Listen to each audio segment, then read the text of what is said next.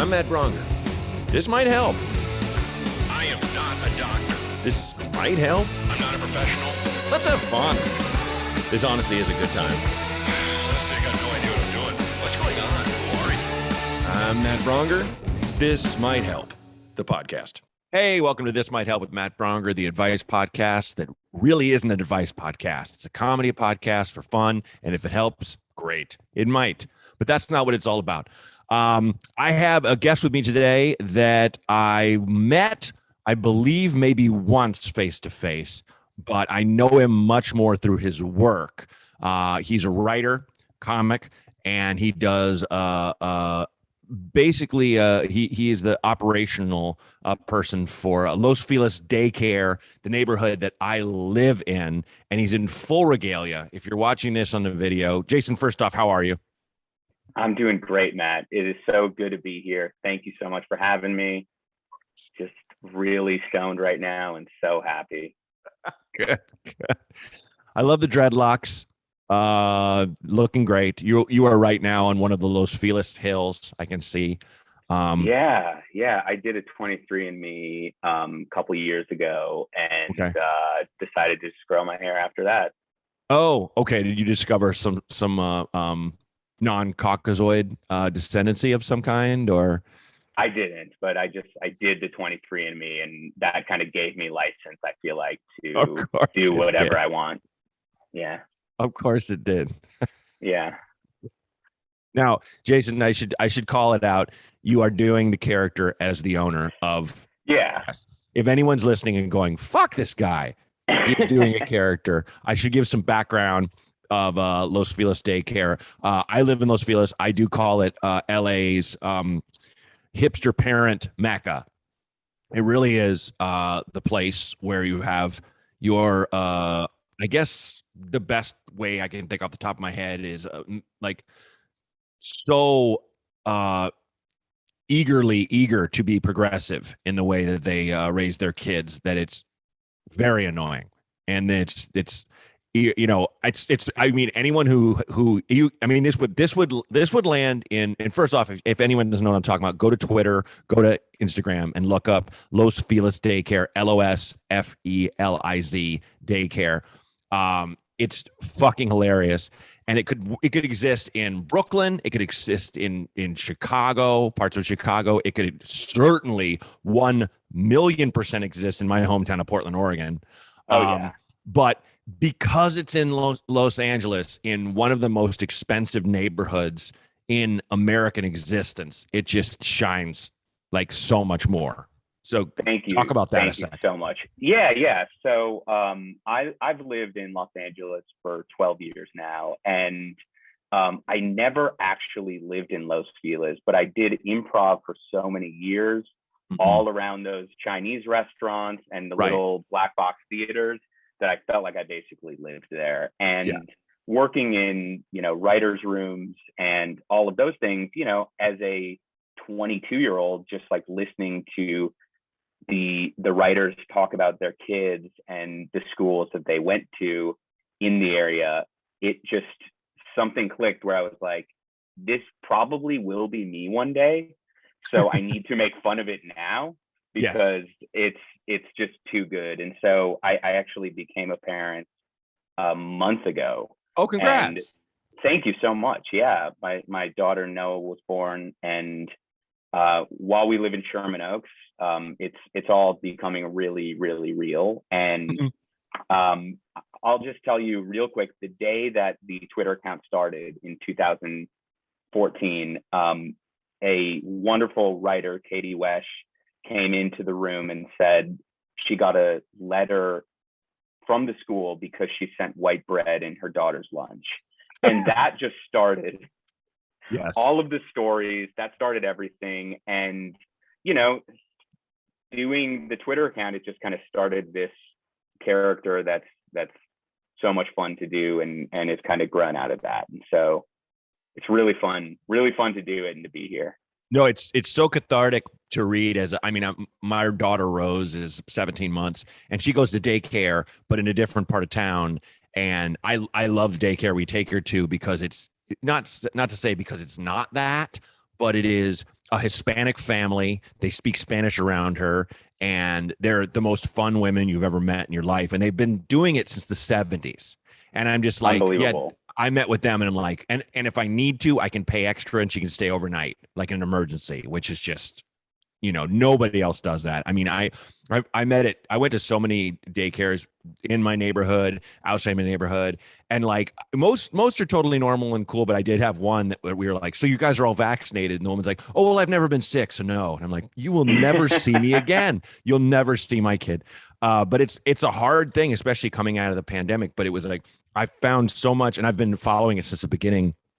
Catharsis, not just living in this neighborhood, but then having a kid with just everything, how certain kids will have like a THC prescription, and like how kids like Norm, short for normalize, has expressed his need for, you're just like, oh God, like then the kids' names just kill me, I mean, Thank you. I mean, do you remember when it was funny to joke about vaccination status, like Jesus. in 2015, 16, when, I mean, it's all become obviously very prescient, and but I mean, I do think the most fun thing is the kids' names for me. We've got to normalize, you've got,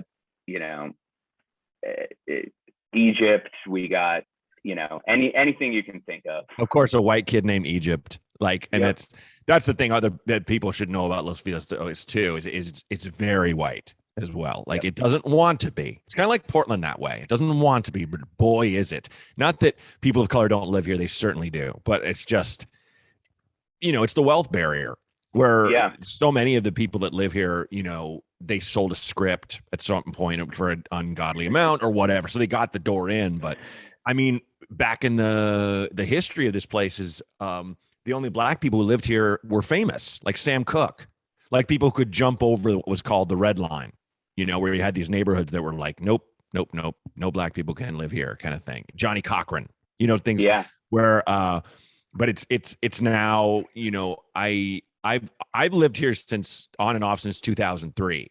And like, it's still like my favorite area to live because it's just the walkability. And my wife and I got a house because it needed everything done to it, and it went on sale like on Christmas or something insane. It's the only reason we were able to pounce and only have like one or two bidders against us, because it was a dump, and so we poured our lives into it, kind of thing. So we lucked out that way, but it's just it's the affluent hillside community that screams that they want to be diverse. We're diverse, but in that earnest diversity of thought way.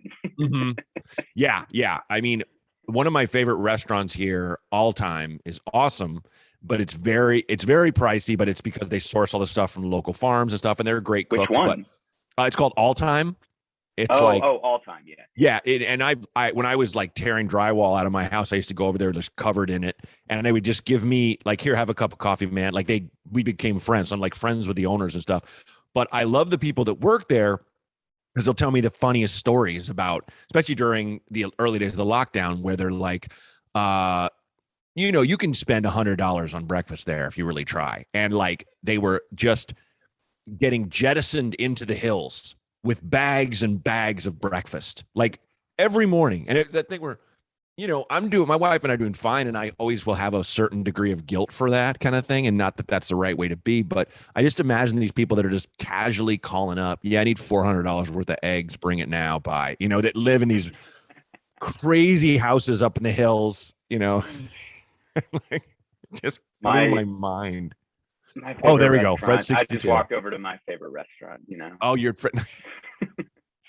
nice. Walking down the street. Oh, 2 blocks from me, right there. Little Dom's. Wonderful. I love Little Dom's, but it is Epcot Italian restaurant. Literally everything in there is built piecemeal and shipped. Like, you go in there, like, this place has been around forever. Like, no, about 10 years. John Hamm's big dick sat right here. It did. He had his dick had its own booth right over there. Yeah.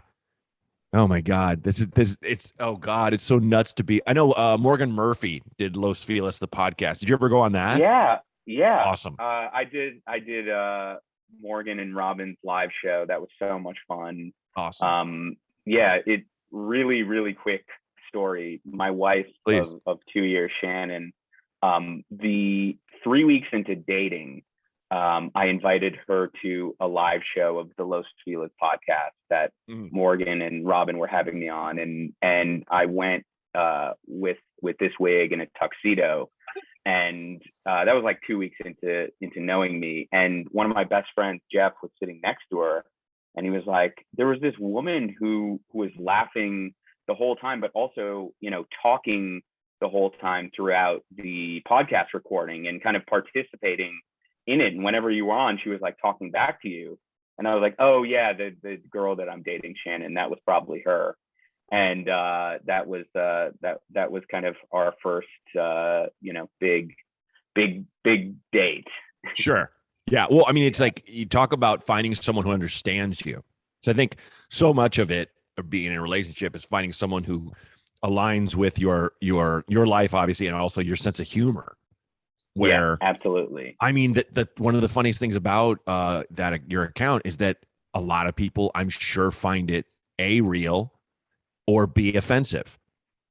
So, oh yeah, every day still. I mean, after almost eight years, there's still people who think it's real almost every day. And yeah, there was like a educator in Indiana once who asked if she could come visit because she was so outraged, and I got emails, and she was like, I need to see this place. Probably teaching super critical race theory. Oh yeah, sure. Yeah, and it's that thing where there are all kinds of Twitter accounts that I probably think are real that are parodies, and I'm so out of touch with. But that is one that I saw right away and was like, oh fuck yeah, this is exactly some of the people who live near me would, be almost that far, like into. I mean, oh God, I mean, where literally everything's microbiotic, and every kid is vegan, and it's oh yeah, I mean, there's the different kinds of milk alone. It used to be 8 years ago we used to tolerate all the different animal milks, but now it's only nut milks. But there's 15 kinds. There's pistachio milk, there's cashew milk. Little Sondheim like only drinks cashew milk with a little bit of sunflower. Sondheim. Yes.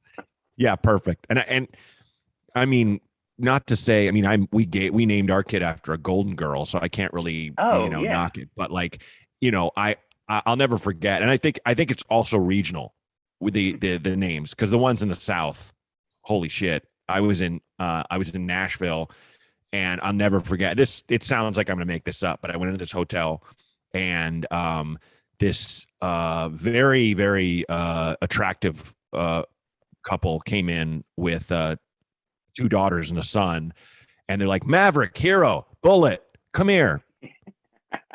There was a boy named Maverick, a girl named Hero, and a girl named Bullet.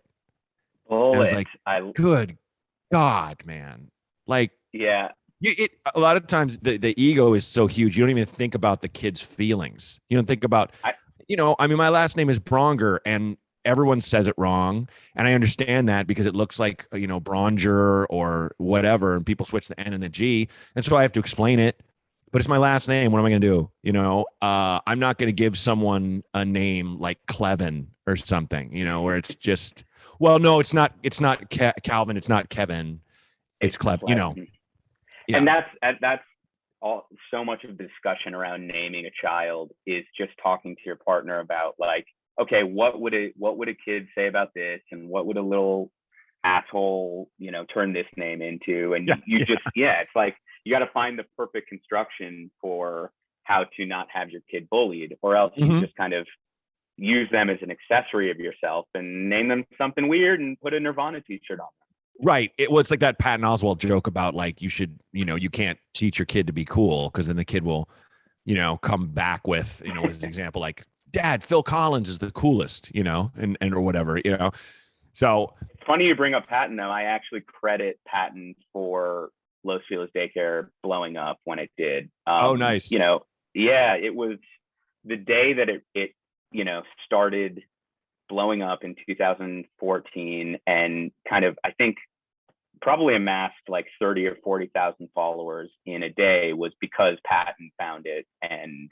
just kept retweeting, and Nice. and that was the day it really took off. So, well, that was, I mean, back thanks then to Patton. he still lived 2 blocks away from me. You Yeah, know, him and the family have since moved to the valley somewhere, but yeah, I remember he still lived. So he was in the thick of it then he was in it. too. Yep. Oh yeah, absolutely, absolutely. Okay, so we have a couple calls. We have 3 calls, and Let's do it. I think a fun thing to do, depending upon it, is I'll throw to let's say I say Mr. Shapiro, you'll be the owner operator of Yep. Los Feliz Daycare, and or I'll just be like, Jason, what do you think? If we can just do that, Let's do or it. or I love it. feel free to just jump in as either one. So Perfect. okay.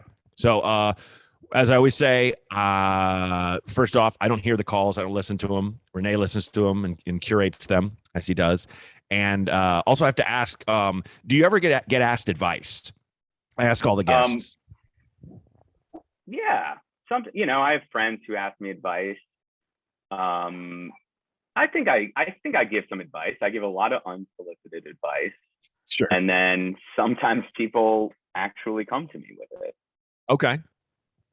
Right on. Yeah, and Perfect. I have given advice from Los Feliz Daycare before. We did a little Earwolf pilot with Thomas Lennon and with Paul Scheer, and Nice. you know, we took some questions. We gave advice. I've been on Molly McAleer's podcast, Please Advise. So yeah, I guess I've got some experience. Awesome. I love it. Yeah. There's already something there. And even if you were just like, I've had people that are like, nope. I'm like, great. Honestly, my only rule is I'm never going to have an expert on here. You know, I'm never going to have a therapist. I'm never going to have someone who gives actual good life advice. Not because I don't want people giving good advice. I just want them giving something from their lives, or just, you know, it's just got to be fun. That's all. Yeah. I'm not an expert in fucking shit. Yeah. I'm not an expert in anything, man. Same. Okay. So let's throw the first call. Hey, so I have a dilemma. My mom's been staying with me since my husband passed away, which has been a year and I don't know how many months, but it's getting to the point where it's like getting too crowded almost at my place, and I was wondering a nice way of telling her, hey, maybe you should go to the mall or do something by yourself sometimes. Like, I know she's been looking for a job and everything, but yeah, like, I just kind of want some space. So I was wondering if you guys had any nice way to say it, like, hey, you know, the park sounds good, or something like that. Anyway, thank you so much, guys. Bye. I will take the lead on this one just for first crack, just because I remember I had friends whose a friend's mom was staying with them, and they have a family, like they have 2 kids, and was just always there, and was staying for a few months while she kind of figured things out. And that was a big thing with them, where it's like, can you just leave the house sometimes, please? Because, you know, it's just always, it doesn't matter how much you care about someone, when you go in a room and they're always like, so, and you're like, look, I just want to read a book or watch a show. You don't want to watch whatever. So I think it's just like, just having that conversation where you're like, you know, I need some space. Now, Mr. Shapiro, you work with a lot of parents on both levels. Or what? I'm so sorry. What was the? I'm going to look up the term that you're not using the term parents anymore. I apologize. You know, yeah, they're like childhood ambassadors, right? Former children who sponsor current children, also child Yeah. sponsors. So you've had child sponsors, both of young children and child sponsors of child sponsors. So that would be there. So I'll just let you take the reins on this one. I think the best way, honestly, to handle it, and the correct way to handle it, is to make some ayahuasca tea and have an ayahuasca ceremony together. It contains DMT, the spirit molecule, And when you're going through the portals and you see the some would say ETs, extraterrestrials, we see sometimes, some just think they're, you know, spiritual teachers from another dimension. When you see them, ask them what to do, but also it will bring you to a place where you can talk to your mother in a really open and vulnerable way, and that will bring you peace. I love it. I think that's a great idea. The only way. Recommend? I would say I'm not an expert in that field at all. The most I've done is mushrooms, but would you recommend a shaman oversee all this? Shaman Jeff. Okay. We can send him over. It goes through actually Blue Cross Blue Shield. We can always submit it. And we've been denied so far, but we're still trying. And Shaman Jeff will come over and administer the spirit molecule. Okay. And it's no longer rectally. Oh, good. Okay. Yeah. Great. I didn't know ayahuasca was administered rectally. I thought it was a tea of some kind. Yeah, it was something he was just trying out. Yeah. Okay. Now, just on the subject of Shaman Jeff, he is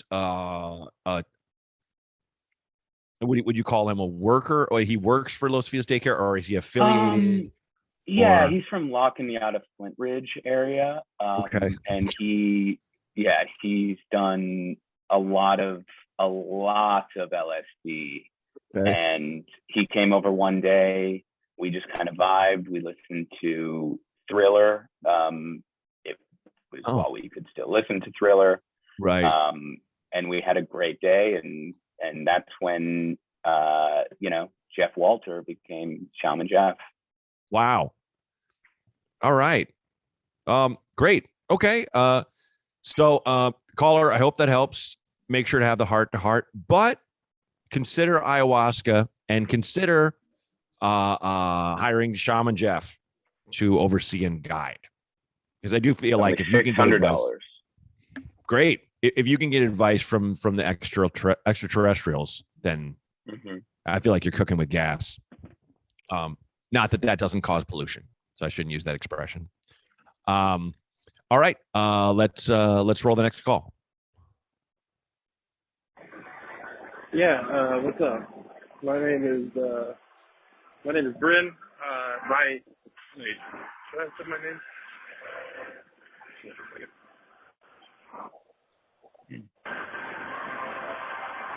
Okay, anyway, sorry. I'm going through a divorce, and I forgot to tell several of my friends that it was happening, but I don't know how to explain it to them without being like, oh yeah, man, I'm going through a divorce. Like, it doesn't matter to me. I'm not going through that much. I'm fine. Like, it's not an issue, but I don't want them to like act like it's an issue. Does that make sense? Like, I don't want to be like, hey, that's it. How do you tell people, hey, I'm going through a divorce, but also don't pity me or whatever. Thanks. Okay, so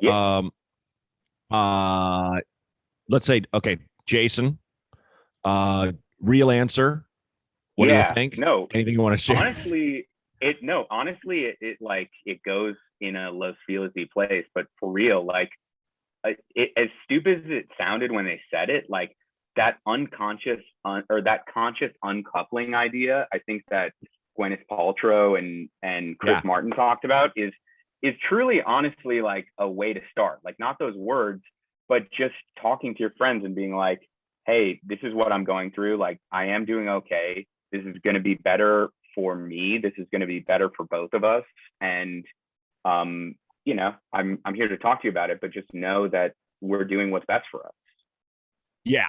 I think you nailed it in the head. It's literally this thing of like, and I think, Bryn, what you said, just lead with look, don't make this a big deal. Not those words, but like, look, I got to share something with you. It's going to sound enormous kind of thing, and go, this is something we've decided it's better for everybody, but just want to tell you, we're getting divorced. And I want to also say, Bryn, like, you don't have to tell everybody. Tell your close friends. But I feel like if there's someone that I'm not that close with and I find out they got divorced, speaking for myself, I'm not going to call them and go, hey, what the fuck? Why don't you tell me? I'm going through a divorce, I'd imagine, is already exhausting enough and costly enough. It's not a death. You don't have to call everybody and go, hey, are you sitting down? Obviously, Bryn, you're not taking it hard, and it seems like it's the best thing for both of you. So there you go. I don't know why you're calling from a phone booth. That was odd, but it's like we do get those pauses where someone's like calling, obviously from like a bar, and they're just like, "Hold on, what shit? Can you hear me? Oh, you're not there. Again. Okay, or there's sure. still one phone booth at Chai Dynasty. I love it. Yeah, that's amazing. There used to be the King Eddie downtown, which used to be an all-time great bar, but horrible. They come out a place where now it's not a real dive. It's kind of like got bought and they kept the name because downtown gentrification, all that jazz. But it used to be a place you had to use a token to get into the bathroom so you wouldn't shoot up. Oh, wow. But there was a phone booth, no phone, but you could smoke a cigarette in there. Entirely illegal. Perfect. Like if a health inspector, they'd be like, you can't have a smoking booth. What is this? But there it was, So I went there now, once or twice, and no, scary. The Houston brothers own it. That group that owns all of the the bars that you have to walk through like a toilet seat to get into. Those guys own it, and they're Good Times at Davy Wayne's guys. Yes. Yep. And then Break Room 86. Right. You go. Yes. You take a man. You take his hat off. You walk into his skull, and you're in the bar. There's a pile of pissed on laundry, and if you move a sock, the entire wall opens, and then you're inside a Cuban restaurant in the 40s. Yes, and drinks are $100 and very small. Drinks are intentionally incredibly hard to get from the bartender, who is paid to ignore, and they cost $100. Well, even if you're sober, even if you're drinking Diet Pepsi, it's a $100 Pepsi in there. Yeah. And at least one person in your party has to be on cocaine. Doesn't have to be you, but one person in your party. They have one of those temperature guns for your forehead, but it's just to test if there's cocaine in your system. Yeah. Guys, one of you's got to do a key bump. We can sell you one, but that's $1,000 for one bump. So that's, oh my God. Has Los Feliz Daycare ever gotten into talking about forest tenants of the trees? Oh, wow. Yeah. I mean, which I guess is technically Silver Lake. The roofie bar. It used to be the roof. Yeah. Correct. Yeah. And when I went there, probably 4 years ago now, I remember there was a bar that was kind of like a RV on the side or like a bus. And I did see people passed out in there. Jesus. But it was like a bartender. It was a male employee who was like passed out in there. But I'm just like, what? I've already heard things about this bar. Like, what is happening right now? And I had another employee go over, and they're like, he's good. Yeah. I mean, it used to be a gay bar called MJ's that was incredible. Okay. I remember when my this longest period that my my only wife and I were broken up was like, this 8-month stretch in 2014. And that was like not a happy time for me. And, if you saw me out, I'm sure I was plotzed. And one night I had a bunch of friends over and we were watching movies and I got super hammered and everyone left except for my two friends of mine that are gay. And they took me to MJ's. And I remember it just being the most fun night. Because it's like, oh, there's still friends in my life. It's kind of yeah. But I've gone there with Kara up until when it closed out. It was always a fun place. It was, just guys dancing in big bins of ice and handing out drinks and stuff. And like, it was fun. And then it became Tenants of the Trees. And I went once with Kara. And if you go there when it opens, it's like, oh, look at this layout. It's so nice in here. It's like an indoor garden. But you give it an hour and a half, it's asses and elbows, incredibly packed. And then I found out about people getting dosed there, and was like, Jesus Christ, man! Like, and it sounds like the name sounds like a Fish album. It sounds like a band that opens for Fish. Yes. Yeah, it's like fish, hot tuna, string cheese incident, and then Tens to the Trees is doing 7 minutes up top, and they're so excited to just be So there. sweaty. Yeah, so sweaty. The auditorium smells so bad. Yeah, that's that. It does. It sounds like a fit. I mean, when they announced that that's what was taking over that space, I was like, what a terrible name. That's insane. Okay, Secret society. it really. Yes, exactly. Okay, let's roll the last call. What's the best part of Chicago to get ignored by women at the bar? Jesus. Spent a lot of time in Chicago. I'll let you go. Please. First. I just want to say I've spent a lot of time in Chicago. I'm from Minneapolis and went to the University of Wisconsin in Madison, and all my friends moved to Chicago right after college. And so, I mean, I think right now Wicker Park. Yep. Yeah, I would say Wicker Park or Logan Square. I moved to Chicago right out of college. I went to college in New York. But I was there from 2006. Excuse me. Jesus, no. 1996 to 2002. Wait, let me try to remember the bar that you came up at. I think I remember. Lincoln Lodge? Yes. Was that? Yes. Boom. All right. And they just opened a new location, or about to. Mark Geary, the owner, he just sent a bunch of us this kind of like walkthrough video, and it looks incredible. That's awesome. But yeah, first place I lived was Bucktown, Wicker Park, and it was still, for the most part, pretty ungentrified, just starting to be. And now you go there and it's Lincoln Park. Wicker Park is now Lincoln Park. Lincoln Park, for those listening, is very where rich white people's kids go get drunk, really. Yeah. And but a lovely neighborhood. But I lived there the last 4 years of the 6 years I lived there. But yeah, I would say, yeah, Wicker Park, you're definitely getting ignored. Logan Square, wherever the people are hip, and I'm sure people are screaming things right now. Listen to this, saying Pilsen, you idiot, or wherever. There's all these places I never. I'm not knew. up on it lately. I got to shout out all my suburb friends. Got to shout out Deerfield, Highland Park, Buffalo Grove. Oh man, that's the suburbs right there. My parents met teaching at Deerfield High. A little bit. Wow. Yep. Unbelievable. I was born in Evanston. I was actually born. Oh, I didn't know that. Okay. In a greater Chicagoland area, but my parents left when I was 2. Then I grew up in Oregon. But our friends, okay, yeah. Our friends that live in Deerfield, are 2 of our friends that grew up there are the reason my wife and I are together, basically. So oh, really? We got a good place in our heart for it. Yeah, mutual friends. Nice.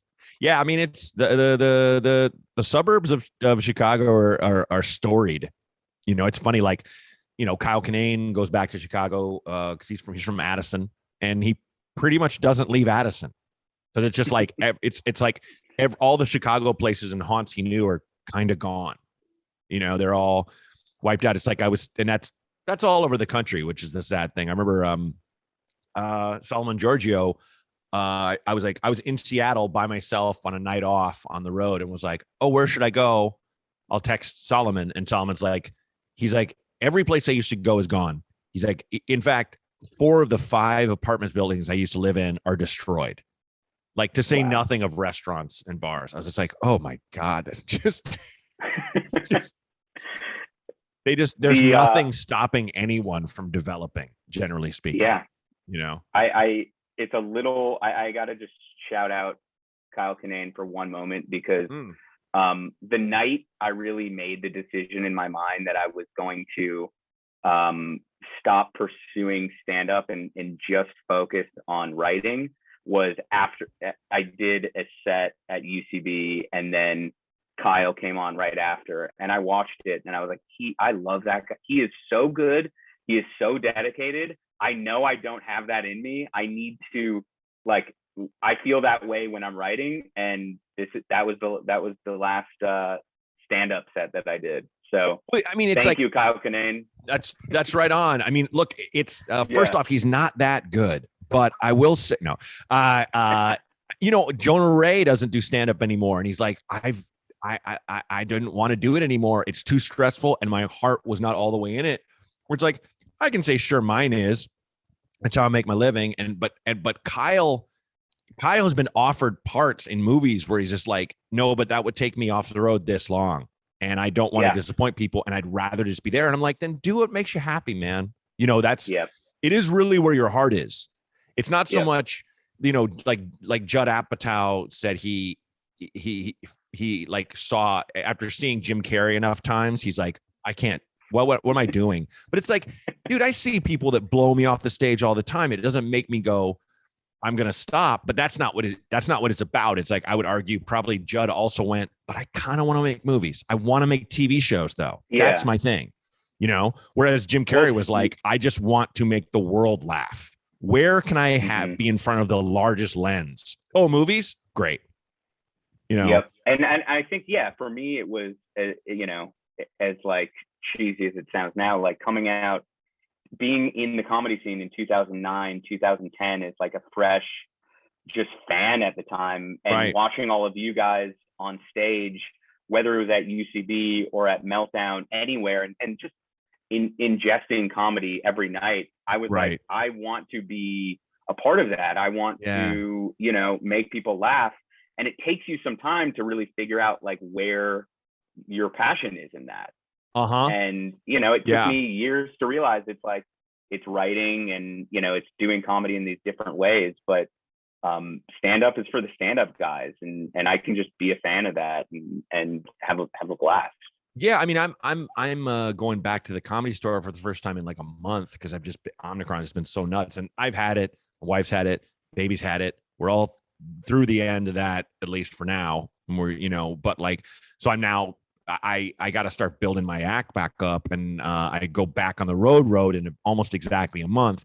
But I'm excited just to see people go up again because every time I'm surprised at how good people are and the thoughts going through people's heads and stuff. And to your point about being a part of it, my wife manages comedians, and that's how we met. We used to work together.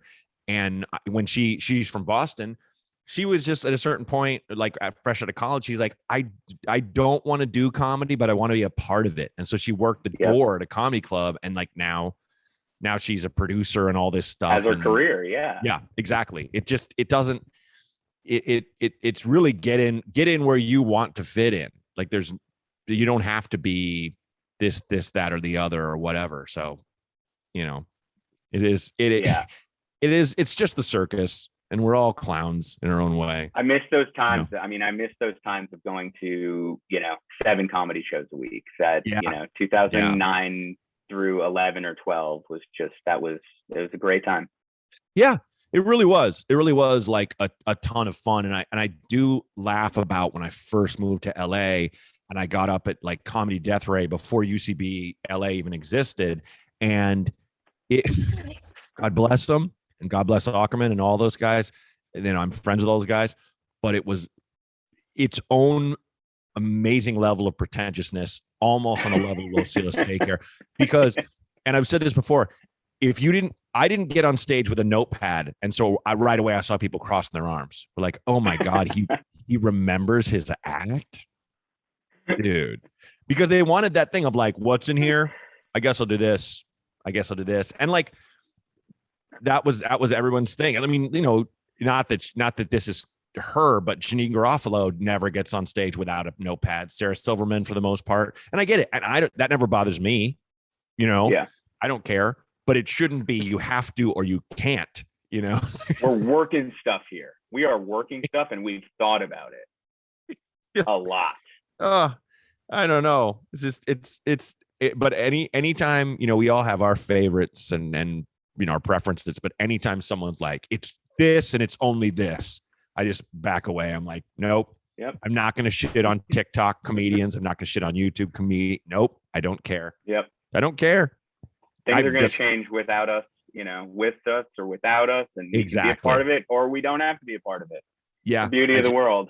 I tell you, I'm just never going to be that dude chain smoking at the back of the club, judging everybody and saying and sharing fucking glory tales and shit of just, when it was really good. Oh God, this guy creeping out all the women. Yeah.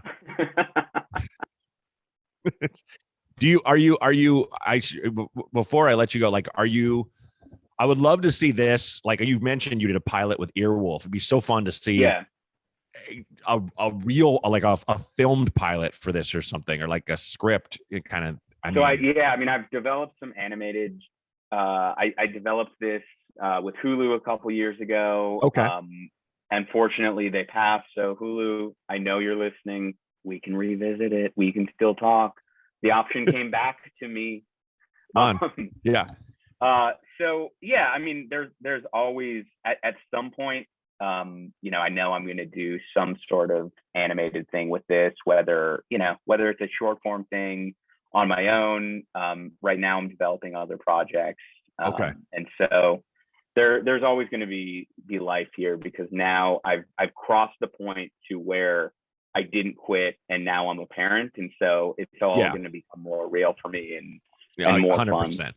100%. Yeah. And learning about the different sorts of things you can, give to your kid or not give to your kid that people will lose their minds over. It's bananas. I mean, am I giving her gripe water right now? She's a month old. Am I giving her gripe water, or am I doing a couple drops of an IPA? We don't know. We'll see what works best. On that note, Mr. Shapiro, if you could just share a little bit of hard-won wisdom that you've gotten in your journeys, your existence, just for child counselor / sponsors, or children, or let's just say any of us, children of the world, so to speak. Yeah. Well, I just think at the end and the start of the day, your child needs like a healthy spiritual lifestyle, and you manifest that through small actions. And as Brene Brown would say, Oprah is going to be on my podcast. And so have Oprah on your podcast, be on Oprah's podcast. That's really where these journeys often begin. And so use the connections that you have. We're right above a little place called Hollywood, Tinseltown. We know a lot of parents, work in that industry. And so use all of your connections to get to Oprah, to be on her podcast, and to befriend Brene Brown and Jonathan Van Ness, because that's where the journey begins. Okay, great. So it's in a sense, it's spirituality is a result of networking. Great. Okay. 100%. Manifesting through friendships with Oprah and Brene Brown and Jonathan Van Ness, and then you're connected to Eckhart Tolle, and then you are practicing the power of now, and then that's really how we ascend. Okay, perfect. Awesome. Thank you so much for sharing that. I actually thank you, Braunger. Of course, dude. I know Jonathan through from kind of before, and just seeing him blow up to insane iconic status is I always knew he would. So well deserved. Oh, absolutely. He's the best guy. We blew through the new season of Queer Eye in 1 minute after Noah, same. Our daughter, was born, and we were just, it was what got us through that first couple days postpartum, where it was just an up and down of emotions, and we were feeling it with Queer Eye, and just it's one of those things where that's more than a show, when I'm this needs to be an institution that changes more people's lives. Yes. Well, it's fine-tuned the art of, I feel like that, and the only thing a little bit higher in terms of, for one another term, chicken soup for the soul on TV is British Bake Off. Because I haven't ever gotten into it. Maybe that's the next thing. Yeah, the reason why literally the reason why it works is because the baking is so hard and everyone likes each other. Everyone's rooting for each other. There's never been a villain. There's never, I'm not here to make friends. I'm here to win. They're all just like, I can't believe I'm here in this tent. Holy shit. When they win, you kind of cry. When they lose, you kind of cry. It's just, you wish more people looked at each other the way the British Bake Off contestants look at each other, you know? And no other show has been able to nail that. It's the wildest thing. And no one's explained to me before so perfectly like why they like it. So now I actually want to watch. I know comedians that hate everything on stage and off that are like, I don't miss it. British Bake Off. Oh, it's so nice. Like guys who don't describe anything as nice, you know, just misanthrope men. Love that show. It's just one of those feeling something. Yes, exactly. Feeling something real. It's like a hug. Yeah. On that note, dude, thank you so much for coming in. Folks, got to check out Los Feliz Daycare and follow Shapiro and wherever he's going next and whatever he's doing. So thank you. Such an honor to be here. Thank you, Jason. You know, I've been a fan for years, and this was so much fun. Thank you so much. Thanks, man. This is a blast. You know, a lot of people disagree with Mr. Shapiro's methods and his mindset, but you never know. Ayahuasca might help you. And if you've taken ayahuasca and it hasn't, I was kidding. You want some advice? Call now. Like I said on the show, we do treat them sincerely. Everyone who calls, we're not here to make fun of you. It's anonymous. Why not just call? 323-763-0228. Again, that's 323-763-0228. Thanks. This Might Help with Matt Braunger was created and hosted by me, Matt Braunger. Produced by Outer Circle Media. Executive producers Matt Kleinschmidt and Robert Kelly for the Laugh Button Podcasts.